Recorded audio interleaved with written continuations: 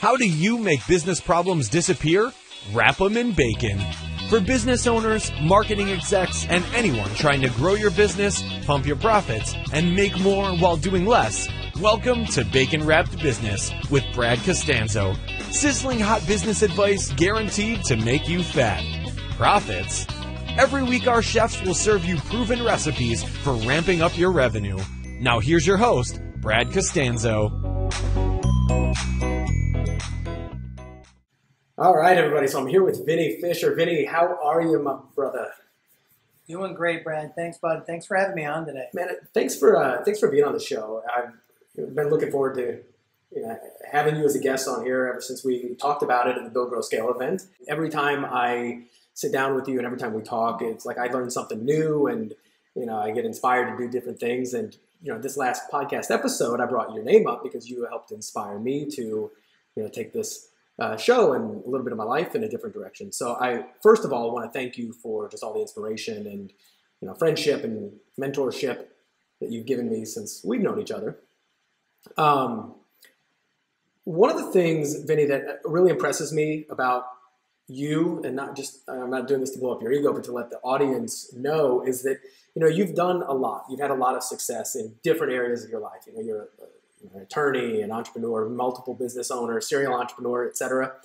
And you've also been through the fire. You've been down in the depths of entrepreneurial hell and built yourself back up. And there's no pretense about you when somebody meets you for the first time. You literally you seem like one of the guys. You're not intimidating to other people, and I think you build some amazing relationships because of that. And I know that you make people feel, welcomed. There's that's a big problem for a lot of folks who are, meeting potential mentors or friends, etc. And that's one of the things I've always liked about you personally, but that also you're a very giving person when it comes to advice and when it comes to good advice, and you challenge people too, and you kind of smack them around when they need it, myself included. But I wanted to bring that up both to the audience, but also to yourself, to let you know that I recognize you, I appreciate you, and looking forward to picking your brain clean on this show. Yeah, well, hey, I appreciate that. I'll tell you, Brad, the one thing about you, and thanks for, we'll sit here and just keep teetering compliments back and forth to the audience. So you just know so many people. And so I'm blessed to be one of the guys that you would even speak about that with. So I love listening to your show because you're always bringing on somebody who has a giving attitude. And I'm thankful to have one of those because I don't believe that the hoarding of information has any value to the world. Yeah. So the reason why I would naturally be a guy who gives it is because I think that's my natural DNA. And I think it was the gift I was given to express an opinion, and I am rarely without one. Yeah, that's true. So let's give the audience kind of a quick backstory about, you started off in your professional career as an attorney, right? Why don't you kind of give us the quick backstory on? Yeah, so I'm a lawyer. I'm still an active lawyer. I don't practice law for anybody. I would serve as the general counsel in our businesses. I have a legal department that does the work because I'm inherently lazy, but I'm a tax lawyer by trade. So registered and enrolled for the IRS and all the fun stuff that went along with good corporate planning. I had an external practice for almost 10 years, some pretty large clients. During that time, I would have developed the art of operational execution. I would have come alongside helping to grow and execute not only developing businesses, but help them operate. Mm-hmm. And so I took that, started to use my entrepreneurial spirit to do that in my own businesses. I have had a series of digital businesses. We had a pretty large run in the work from home space, digital publishing, marketing early on. Took that and then sold it and moved into web hosting. We grew a pretty large portfolio there. I've also then wrote a book and told of some of our tragic stories of not only in our work from our publishing space, but also some of the stuff that's happened in our hosting life where we took a very large brand, grew it, got cocky and arrogant, moved away from running only to burn a large portfolio. And so I tell people we probably put about $30 million in losses on the board for something that really was at our arrogance and taking our eye off the ball. And I attribute that almost exclusively to me thinking I could go do a whole bunch of other businesses without either leaving the right proper operational strategy or the right people in place. And so we then took that lesson in life, and I created and wanted to create a mass producing health supplement company, which I did. When I did that, I launched it with a young lad who I plan to make the owner and operator of that business, and that's his business today. And when he took it over from me a year later after we launched it, he has since doubled its size, and I'm happy to be a mentor to him along the way. And then given a time back here within the last year, we opened up a service business called Fully Accountable, and I'm its CEO and founder. And we developed a strategy to fill a hole in the marketplace where we provide back offices, accounting department in nature for small businesses that can't afford service, where they really want the needs of a CFO. They have obviously daily needs of an accountant and bookkeeper, and we found a way to wrap that package into all three of them and offer that service at a very low level. So that's the new stage of our life. Having a blast, already a 7-figure business, really building up a lot of passion ambassadors, and that's where we're every day continuing to develop disciplines of execution. Right. Yeah, that's awesome. And like, if you're listening to this on the other side, you've never met Vinnie, it's like your head should be kind of exploding with like, wow, how has he done so much? And you know, when I first met you in the first few times, it's like all I thought was like, hey, Vinnie's this guy who just probably, like, the Midas touch, everything he touches turns to gold, probably never made a big mistake in his life. And it's really funny, after I read your book, which is amazing, and I'll be linking to it, everybody should get this. And it really surprised me. Not only, it didn't surprise me how good it was, I thought it would be good, but just how revealing it was. Like, I had this wow moment. Like, I sat back like, wow, what I didn't know about Vinnie and what I didn't know about, like, you know, the way you started your speech at Build, Grow, Scale was amazing. You're like, hey guys, how many here? Raise your hand if you've lost $30 million. You know, nobody's hands go up. And I bleed too, right? Right. Yeah. So. And you know, it's one of the things I know I've caught myself being guilty of. This is, you know, we're always looking up and aspiring to be at a certain area or a certain level of success. When we look at the people who've got it, it's so rare that we see the hardships they've had, the battles they've fought, the near bankruptcy, life falling apart around them. But it's always inspiring to see people climb back out of it and create those opportunities. So a couple of the things, I'm looking at my notes over here, that I really wanted to talk to you about today stem from conversations that we've had in the past. And these are some things that I desperately want to know. And I know that a lot of my audience will as well, because you're hitting on some very common themes. One of the things that you talked about a minute ago, I just wanted to touch on this because you said I'm inherently lazy. And I was having this conversation with somebody else, that I believe that laziness has driven us forward as a species more than any other emotion. If you think of all of the technological achievements we've ever had, I forget who planted this idea in my brain, I just let it go. All of the technological achievements we've had have pretty much been to make life easier so we can be lazier, right? So we invented the wheel so we didn't have to walk. We invented cars so we didn't have to, ride in the back of horses. We're lazy. We want comfort. We want to be lazy. We want things to be easier. We don't want to have to walk to the outhouse, so we invented indoor toilets. And I mean, laziness, comfort, maybe those two kind of go hand in hand. But it was funny to me when you said that, because it's like, we're all inherently lazy. But right. But what are you doing? Like, are you actually working hard so that you can be lazy, later? I don't know. One of those thoughts that I've had kind of swimming in my head. The things I want to talk to you about, because when I think of you, besides all the the romantic feelings that obviously come up, but obviously me and all, I get it. I mean, you're pretty cute. When I think of you, the things that I think most about, and especially because I've seen you speak and we talked a lot, is you're really good at building companies and scaling them quickly and going big. And you don't just jump in and kind of tinker around. You seem to have the big vision. You bring in the right people, and this is really where I want to go towards. And you execute big and you execute quickly, and you seem to kind of know what you're doing. The conversation we had at lunch during the meeting in Orlando, you had said you brought in your the guy who partners with you for the supplement business, right? And I was like, how much experience did he have running a supplement business when you brought him in? Zero. He had none. He didn't even know what an affiliate link was. Okay. So you brought him in, and I kind of want to dive into this, not him specifically too much, but you brought him in. You had started the business yourself, is that correct? That's correct, yep. Started it going. And then how long had you been running that business before you brought him in and started to mold him into your partner manager? Yeah, so, I tell you, I told you Mark and I have been together on a lot of businesses. And so I had said to him a comment that I was not going to create a new company unless I identified a quarterback, someone who plans to be the ongoing operator of the business. Because one of the things I'd learned about myself, that inherent laziness, is I like to tinker. And I like to come up with ideas. And I like to, I don't want to do something twice. Yeah. And so I just learned some of those things about me. And so because of that, there's a certain life cycle of a business where somebody's better at running it after I've created it.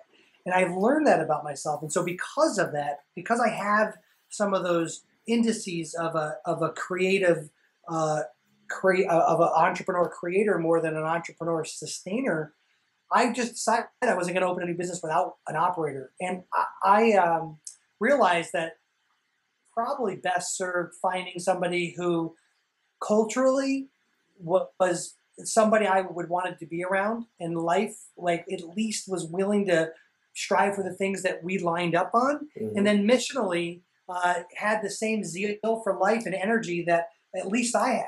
And so those were the things that I was shopping for. Competence was way down the list. It would only be a bonus to me. It wasn't a requirement.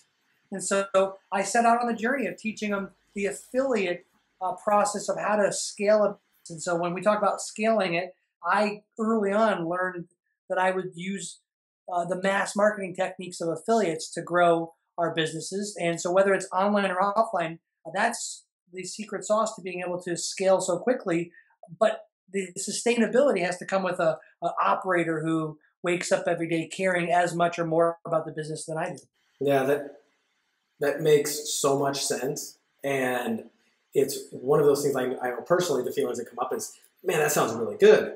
How the hell do you do that? It also seems like, is it a skill set? Now, I say this rhetorically, but I still want you to answer. Is it a skill set that can be learned to do what you're doing, is to bring that operator in and create that, create an effective operator out of somebody who they may, like you said, they don't know what an affiliate link is. They haven't been in this business. And how quickly does it, can that happen? Well, I would answer emphatically yes. This is, I don't know that I'm smarter than the average smart guy. And I love to be, I've heard you recently on podcasts talk about masterminds, and I love to be surrounded by very intelligent people. Some of the guys you run with, you included, who are just immensely intelligent guys. And I'm not going to sit here and even try to advance that there are certain disciplines that I think make better operators. I don't know that I have those. What I can tell you this is I've made a decision to be available to daily mentoring and training, because we have one key ingredient that our quarterback doesn't have, and that's a little bit of wisdom, because we've been through it. And so if you can make the mental mind shift to be there with them while they're on that journey, instead of shutting down and getting frustrated, each day it gets less of you and more of them. And so, I've got a good friend of mine whose life verse is, it's got to be less about me, right? And so I like to take that and bring it into a business life, that if I can make a business less about me, then everybody wins. The ecosystem of that business, the quarterback who ultimately is going to take it to the next stage of its life, and me, because it's not probably the skill set I'm designed with. So back to your thing, this is, as soon as you, the operator, the owner, entrepreneur, can make a decision to look at this as a journey to hand off to somebody else, and you're just investing in front loading that, so that on the back side of it, you an operating business that you're not required to run every day. The progress necessary to do this becomes very available to you on a daily basis once you change that shift.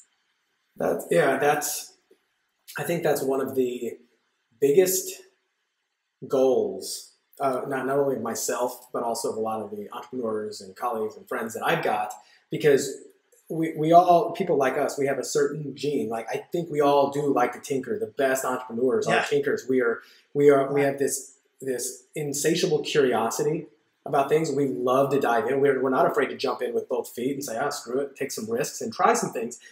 That's great when you're starting, but then once you've got something going, if you don't know when to turn that off, then you just start spinning 20 plates and one of them's going to break, as they often do. And I know I've thought many times, like, God, I wish I could just come up with ideas and have people to execute on them. And that the best thing in the world. But I don't think it's that simple. I think there's more of a formula. And when we talked prior, you said, yeah, this is one of the things that we'll talk about the event you're going to be having before long, but you mentioned growing a quarterback. You mentioned something about stacking. I kind of want you to go into that. But that you also believe that, or not you believe, but that somebody can be trained who's very green in what you do. Yeah, so let me jump on two things. You made a comment there I think is important to, I think as entrepreneurs, we experience some success. We stack up a whole bunch of failures, and hopefully we have enough success to overcome some of our strikeouts. And one of the things that entrepreneurs do is we find our way to skip to the front of the line. Yeah. We just want to buy our way to the front of the line. The problem with that is we do that same attitude when we want to get someone to run our business. We just want to skip right to the front of the line. So friends of mine, friends of yours, will ask questions like this: who's the most experienced, best guy at solve for X, be it Facebook ads or whatever? And none of the cultural, missional stuff is being asked because we want to skip right to the front of the line. And so the minute that I can help you or another entrepreneur think about the mindset of just having some investment now towards helping them develop the wisdom, then the letdowns are less with respect to hiring for expertise, because you might not be aligned on owning it together, or the numbers on how you pay for somebody and who takes the risk. It's upside down. So I just want to make sure that these things are very attainable. And I don't have some special marketplace. I've had the blessing of going through the trials and develop some of this wisdom ahead of everybody else, or maybe not ahead of some of the older guys who've experienced the same thing. But entrepreneurs want to skip this step because it's within our nature. Ed O'Keefe, a friend of ours, talks about, leapfrogging over, why wait when I can leapfrog to the front? And I totally agree. It's why we attend masterminds. But if you're going to grow somebody up, free up some other time and use it in a mentor training world, because it will be the way you leapfrog. Because the other way is entrepreneurs grow a business and either sell it or smoke it down because they move on to something else. Yeah, exactly. That's the way we all do it, right? And so if you don't want that to, be a continued pattern of behavior, but you'd like to see a going concern running longer, then that upfront investment changes the whole world for you. So you talked about this thing about young persons, and I think that's where you want to go with this. But I wanted to talk about that entrepreneurial mindset because I think it was important before we get here.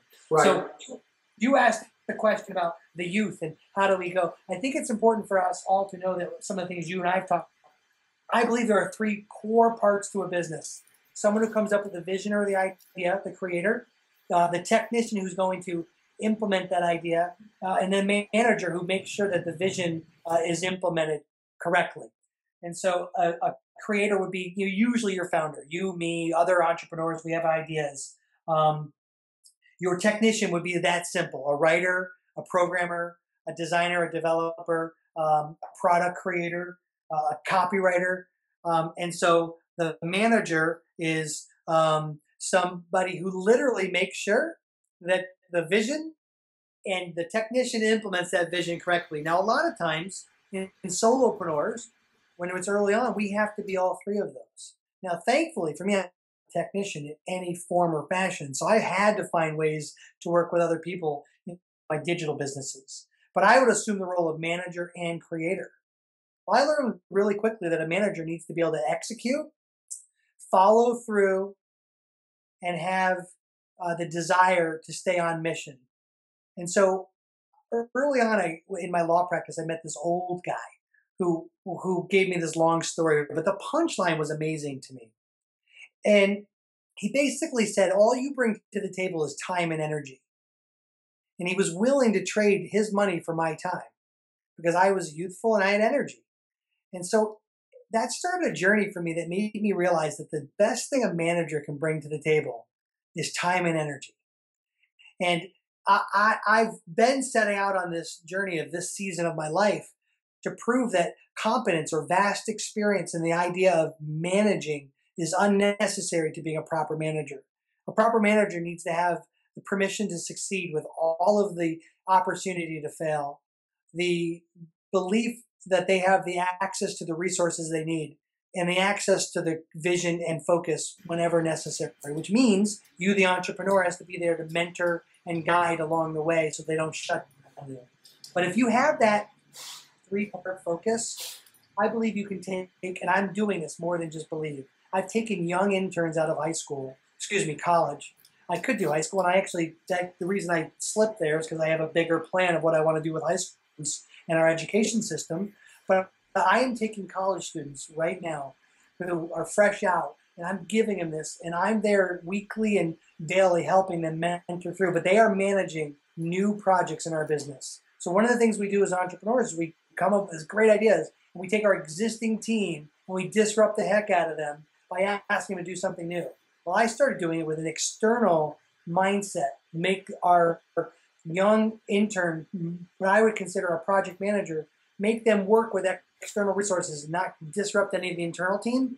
And I'll tell you, we are operating on many different cylinders. And I believe that what I'm going to do for this is be able to develop quarterbacks. So at project manager level, I'm hunting for my A quarterbacks. So at a $10 or $12 an hour rate, you can just take your salary, entrepreneur, subtract out how much you want to invest at $10 or $12 an hour, go to your local college, meet your dean, find some marketing people who are hungry and line up with your mission, and I will promise you that if you commit to that, you will be well on your journey to finding and developing quarterbacks. Now you're going to strike out. Babe Ruth was the leader in home runs in his day, but he also struck out. So we haven't batted a perfect, but I'm also willing to look more because I'm not taking as large of a financial risk. Right.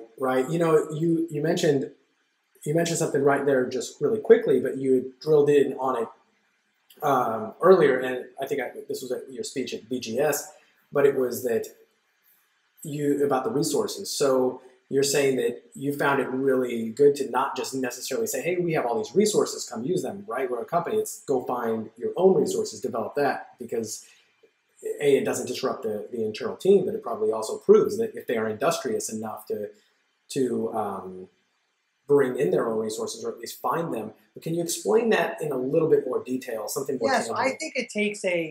I think that's a great question, Brad. I think it takes a different mindset to start something new and something small versus run something big. And I think you have to have a hustler, investigative attitude to kind of create and grow something and make something. And so there's three-part reason why I would take a young project manager and make them use external resources. One, because I think today's environment has substantially changed, even from a couple of years ago, where resources were not as readily accessible. Do you know that we had 22 million increases in jobs in America last year? And the vast majority of those, and I mean new businesses, and the vast majority of those were solopreneurs who were technicians. And so around the world, in the United States today, it's very hireable to hire any of the technicians you need for something. And so one, I think it's very cost affordable to work outside of your office environment to use people. Two, it teaches and helps develop a skill of figuring out something on your own with a little bit of guidance from me, that we don't need this large team. Two or three, we can run management thin. So there's not a large layer between me and directors. They're very accessible between maybe one or two operational managers in our business and me to our project manager team. So that is really why I keep doing this model, is because that I'm really hunting for my future quarterbacks. Right on. So when when you're using resources, are you also, like, I'm kind of going for a more tangible example even, where, I don't know, maybe they need to bring in another contractor to do some graphic design or to do some web programming or something like that. So let's get real specific. So example, we have, in our health business, the operator there wanted to work on a viral strategy for using large health topics and then drive them to landing pages that would allow them to have pre-sales into the health supplements that they sell over there. And so a project was developed to come up with creating the blog and the type of content strategy they're going to go after. Well, we asked our project manager, a young intern, to do the entire thing. And so this person has to go hire the technician who's going to build the blog, go out and define. So we would make them define the budget. So one of the things that drives me crazy in the office is if that young intern says, well, how much money can I spend? My answer is hilarious, to me at least. I always say nothing. You tell me how much you need after you figure out what the market's going to cost to go build your projects. So, that guy went and did his research and found out he could have the whole blog built, every feature he wants, for like $540 or some crazy number. Yeah, there's your budget. And he built it. And had I had some crazy thing and gave him some defined budget, he wouldn't have worked as hard to figure out what the market has to offer. So he had to go out, get someone to write the content. He had to get somebody to put the framework of building it in a WordPress environment. And he would come and ask questions about strategy of like why he's doing it, or if he hit a roadblock. They aren't going to be perfect, but if they're willing to listen and they're teachable, someone can go and do a lot if you're willing to help them go in the right direction. That's great. So then when it comes to paying, when you say they have to go get the resources, as long as they'll do the research, they'll find out what it costs, they'll do the necessary steps. You would pay for that. You're not necessarily making them go pay for it out of their own pocket. Oh, that sounds like a great idea, but no. Right, exactly. I wanted to make sure that was clear. It's our budget. It's our project, right? So in the lawyerly parts, it's our work, things we want done. We've just figured out a way to leverage new projects and not disrupt our existing teams. That's key. And so, it's here's the promise I make to our interns. I'm going to pay you like crap. I'm going to work the heck out of you, and you're going to learn a lot. And when you're done, you can either have a spot on this team or somebody's team, but you're going to be immensely more confident than when you first came in the door. Right. No, it's simple, and I can see how effective it is. And it is something that I need to develop more as a skill set on my own than letting go of doing that. It's really funny when I got into the whole internet marketing and online business and entrepreneurship. One of the things that turned me on to it the most was Tim Ferriss's book, The 4-Hour Workweek. And a big part of that was, automate, delegate, eliminate, just, the understanding how to do this with, teams and take yourself out of the equation when you need to. And that inspired me so much, and I got into it, and I did the exact opposite. I became, I would have this tight grip on my own business and just not let go unless I would go. I ended up doing what a lot of people do, is go for the cheapest virtual assistants you can find, and hoping, you tell them what to do, and then you hope they read your mind, and you hope they come back with quality work, and it never, ever happens. And then you work yourself into your own job, right? Yeah. So that you actually build your own destiny when you say, okay, I'm going to do it this way. So a guy will say, well, geez, I don't know if I can afford an intern. I'm like, well, how much salary reduction are you willing to take to leverage your time? Yeah. Because otherwise, all you're doing when you wake up and you are successful on your offer or your whatever value you're offering to the world is you just built yourself a decent paying job because your company can't run without you.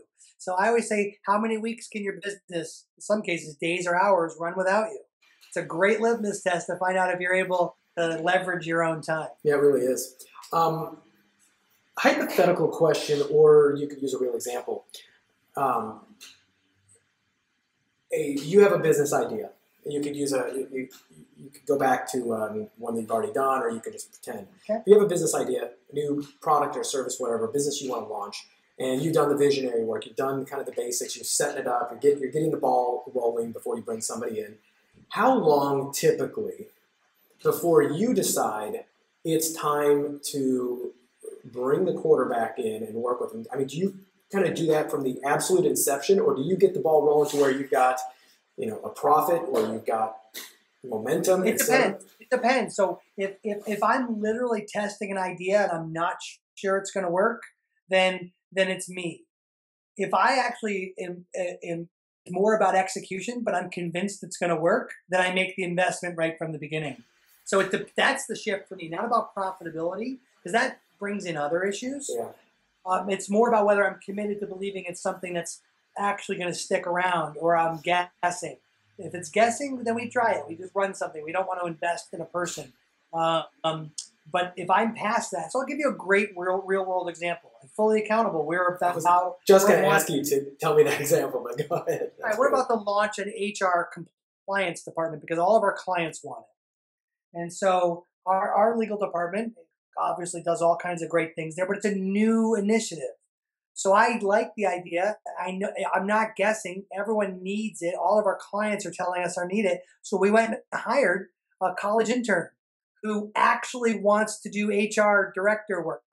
So that was what she wants to do. We said, great. Now you're going to wash dishes for a while, figuring out how to put the department together. And you know what we're going to do this fall? We're going to launch an HR and compliance department because we're building it. And she is literally building the parts and pieces to it as we speak, literally right now.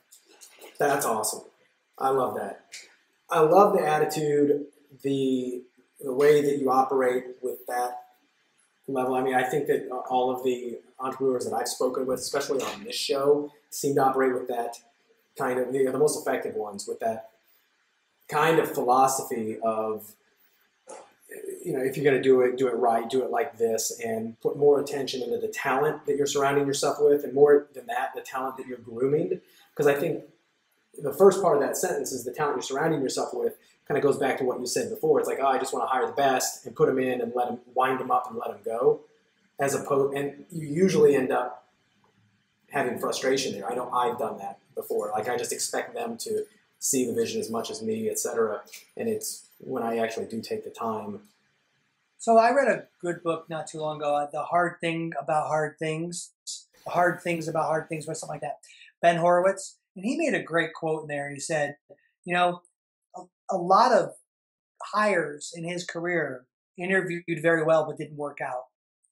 And I thought, gosh, that is insightful. I've interviewed people who just looked amazing and they thought they were going to line up and they didn't work out. And then I've got other people who interviewed so poorly and they're like some of the best people on our team. And so when I hear an entrepreneur say, boy, I just can't afford that, I say, take a reduction of your salary. Forget adding a new expense to the company. What could you do to play with your salary and be creative and take $400 a week off your salary by bringing someone in $200 a week and try these ideas as opposed to just wish you had the time? Would you try things differently? It becomes a much less significant investment than trying to hire an executive in your company that you suddenly have to pay something north of $75,000 for them to join your team. And I love that. We're all shopping for talent, right? I believe in a farm system. Other people believe in free agency. Mm-hmm. No, I love that. That analogy, and I love what you were just saying with the brain fart that I just had. What was it? About hiring, about their interviewing skills. Yeah, and and I love when I do this. Oh, about the reduction of your own salary? Reduction of your own salary. So, so where I was going with this was because it kind of brought up something that I've done with my own clients. So if I've got a new consulting client and I may have a marketing campaign that I want to run, or I may want to do something that would cost a little bit of money. So as opposed to ever telling them or asking them to invest new marketing dollars at my idea of what I want to do. I was like, look, instead of, this is not going to cost you any new money. Why don't we take a look at what you're doing right now? Let's look at all the areas you are spending money, all the ad dollars, all the whatever. Let's find the unproductive the unproductive parts of your budget. Like, what's not working for you? Because everybody is spending money on something that's not quite working, but they just haven't quite killed it off yet.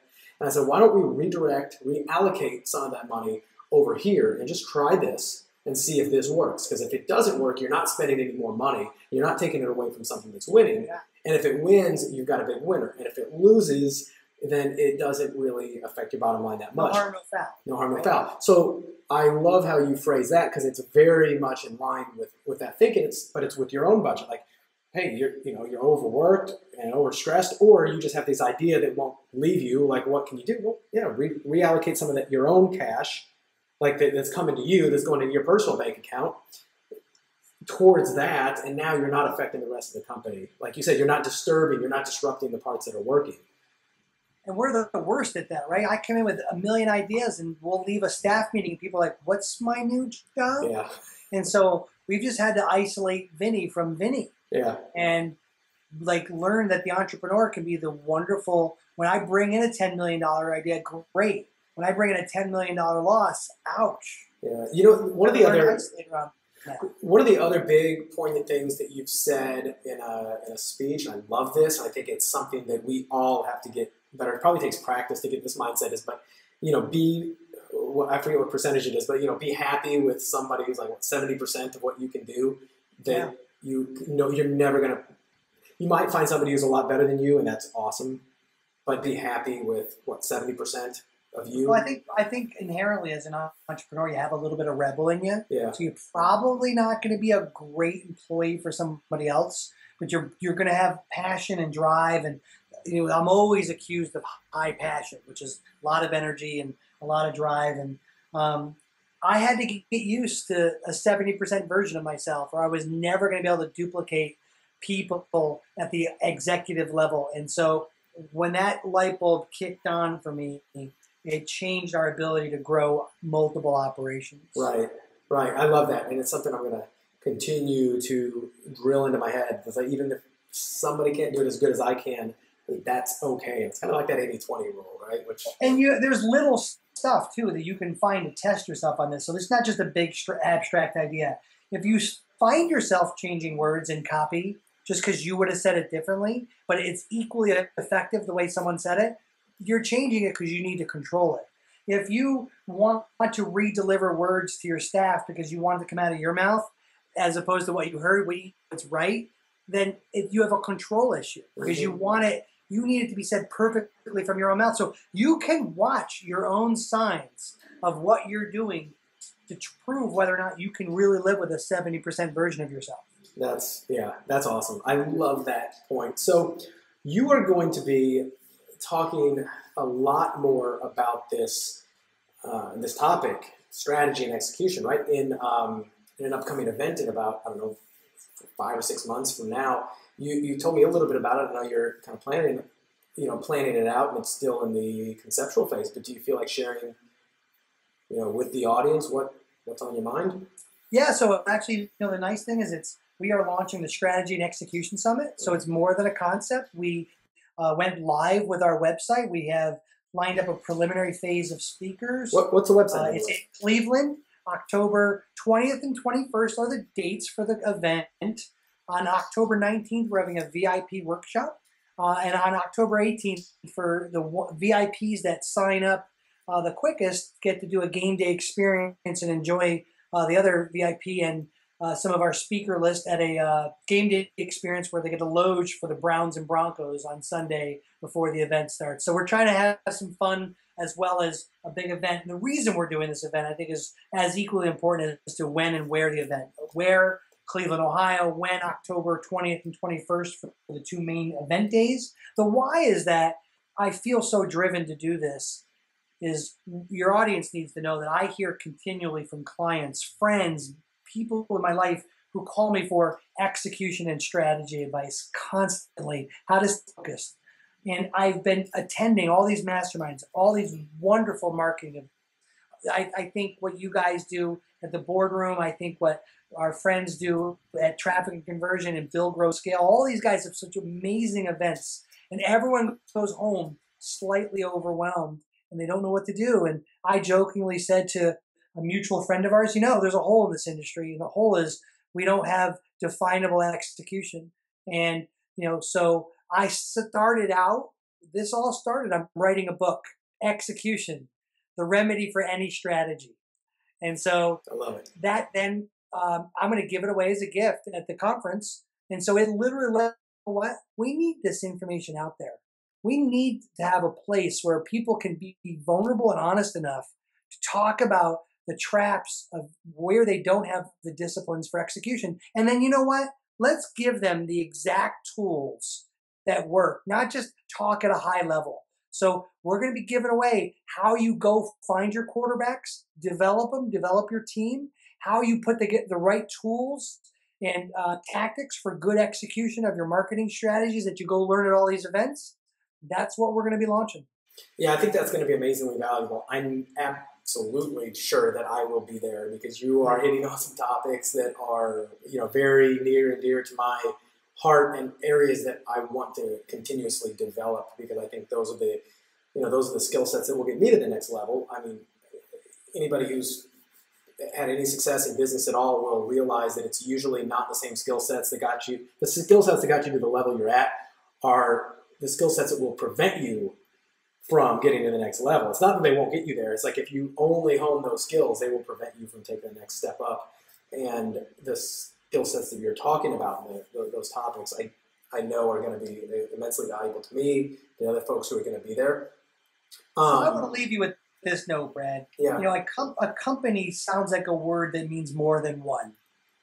And I think a team is more than one. And I think it's really hard to play the game of company by yourself. Yeah. And if you can't find ways to want to develop growing your team, it's going to be really hard to play the game of company by yourself. Yeah, it really is. It really is. I've hesitated. I've only personally, fully, transparent here. Like, I've never had an employee in my life. I've always just used contractors, and part of me is always held back. Maybe it's a fear of commitment, right? Like, am I going to hire the right person for the right role, etc.?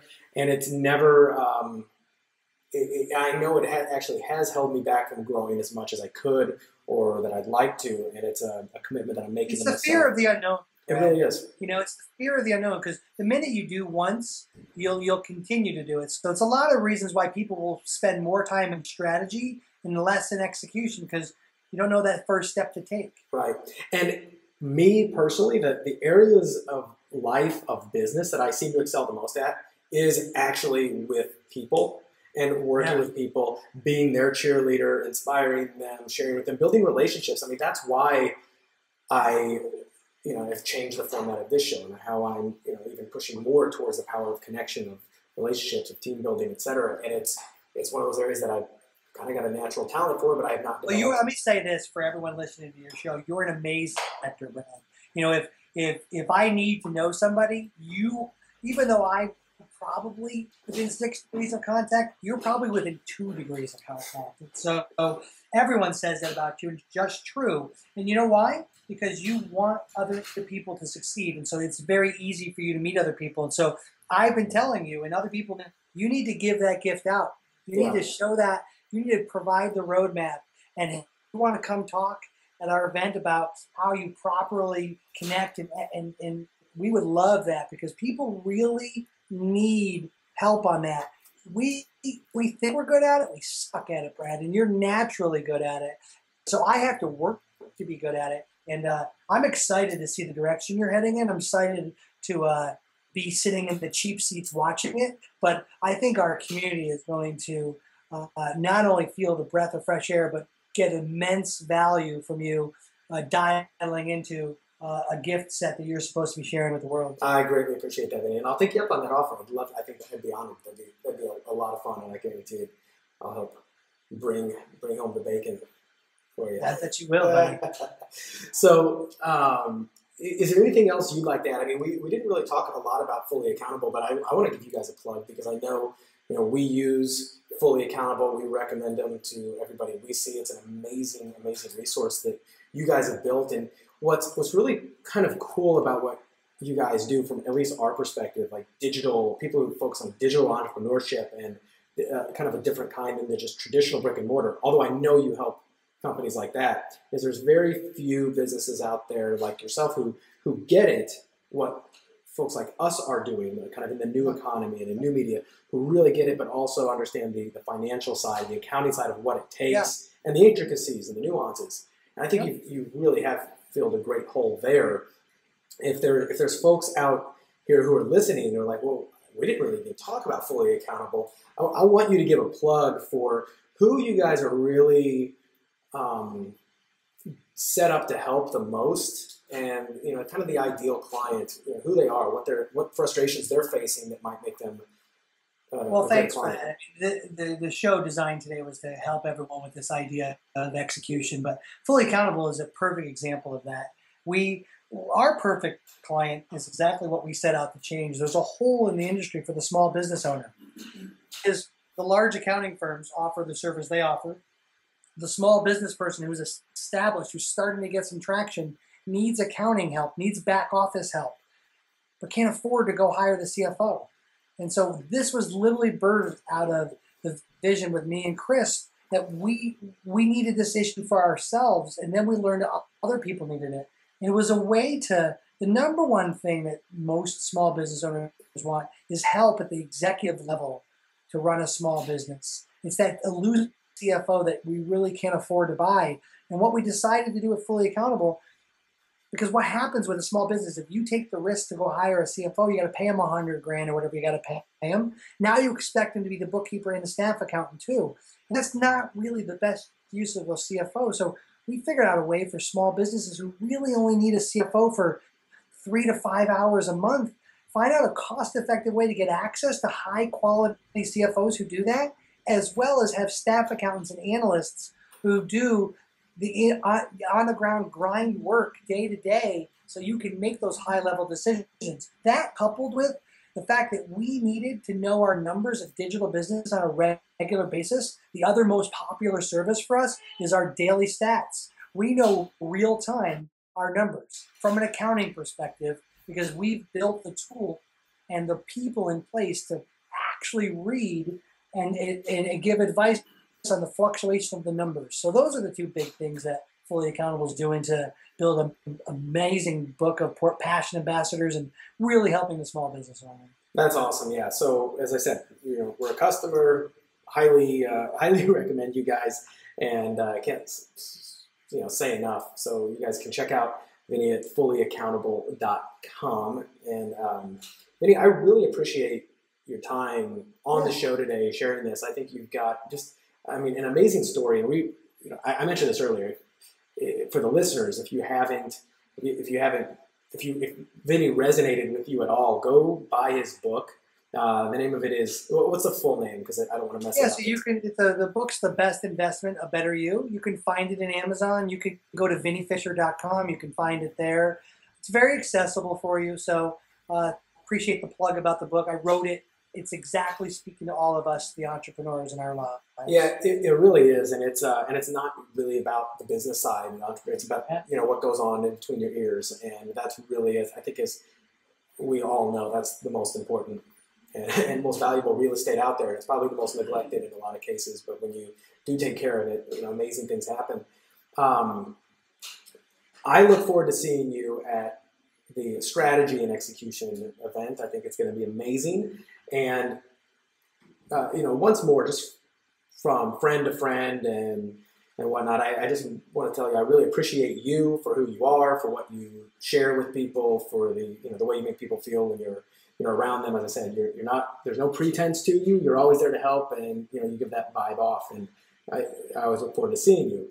If you're watching this or listening to this show and you want more information on Vinnie, there's several places you can go. Obviously, fullyaccountable.com. You also have Vinnie Fisher. That's VINNIE Fisher, FISHER.com. Like you said, I spell it right. No C in there. I don't know if there's any other places that you'd like to offer them to connect with you. I think those are two places they probably can. I'm very accessible. If you connect on VinnieFisher.com and hit contact, it comes right into my email. I'm very accessible. You can go to Facebook and find me. I think in this world, your listening audience, one of the gifts, the opportunities that I always would say is, if you really have something that you think I can help talk to you about, you just say, hey, friend of Brad, and I'll be delighted to speak to you and find out if there's any way that I can give you any words of wisdom or help you. That's awesome. Appreciate it. So my listeners, my watchers, my Bacon Nation, as I'm starting to call them, because why not? Love that. if you have enjoyed this episode, a couple things I challenge you to do. It's one, find out more information on Vinnie. Two, share it. Share it on social media. Share it on Facebook, Twitter, etc. Talk about it. Say, hey, you heard that great show with Vinnie Fisher? You heard Bacon Wrap Business? You heard of Brad Costanzo? It's awesome stuff. That's how the show grows. That's how the network of listeners grows. And this is just an immense opportunity for you to take what you're learning here, apply it to your own life, but also apply some of the principles that you're hearing me talk about the way that I connect with people, about how to build these relationships. I've mentioned in the most previous episode that I'm changing some things up and talking about the benefits of building out your authentic connections. This podcast is an amazing way for me to do that. Like, this is a great way for Vinnie and I to connect even deeper, and every person that I've had on the show, something I absolutely love to do. And I'd also like to connect with you. I do have an email address that I read every single email, and this is where you can share your challenges, your opportunities, your ideas, your thoughts, your disagreements with me. Connect with me, because there's a lot of ways that I may be able to help you, but I won't be able to help you unless you do connect. You can always email me directly at askbrad@baconwrapbusiness.com. If it's a thoughtful question or a comment, I will absolutely respond to you. And this is why I do the show, is to build these connections with you. If there is something I can help you out with, I'm more than happy to. But the best way that you can help me is share the show, review it on iTunes. And if you're listening on iTunes or watching on YouTube, subscribe. Listen on iTunes, hit that subscribe button, and you'll never miss an episode. Also, I have a newsletter. It's a totally free newsletter. I don't blow you up. I don't send a million emails a day, but I do share some stuff on the newsletter that I don't share on the podcast. And these are some of the best resources. I like to reward those in my inner circle. That being said, I invite you to stay part of the show, help it grow, and until next time, Vinnie, my brother, thank you very much. I look forward to seeing you in the next boardroom and also at your event. So peace out, brother. Appreciate you. Thanks, guys. Bye-bye.